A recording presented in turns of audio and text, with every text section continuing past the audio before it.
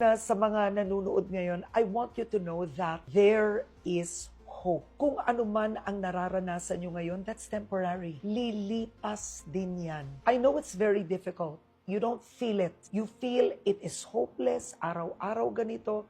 But believe me when I tell you, it will end. The pain will end. And this is the beautiful thing. You don't know that the very pain you are experiencing today is the beauty that God will use for your life. You know, it's a radical act to live. It takes courage to live. It takes courage to fight and live. And the only way you can do that, you can do it on your own if you want to, pero nakakapagod. I'm telling you, if you want to do it your own way, you can.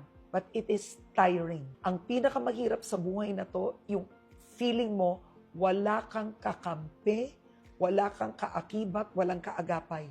And let's face it, maybe in your own home now, you feel, it's not my dad, it's not my mom, my parents are separated, they don't love us, nobody's here to take care of us. Well, you know, that's where the Lord comes in. You have a Father in heaven who sees you, who knows you, who's forgiven you, who loves you, who will never leave your side. Our Father in heaven knows the very number of hairs on your head. You are the apple of His eye.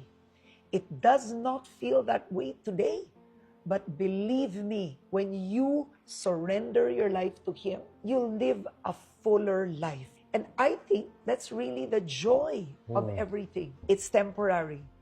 And that's one, that's spiritual. But the number thing I want you to know is what Shinkitan told me and a friend, Geraldine Acuña Sunshine, told me, you can learn anything. Huwag mo iisipin, bobo ako, hindi ko to kaya matutunan. No, you can learn anything. And when you learn, that's when your life will change.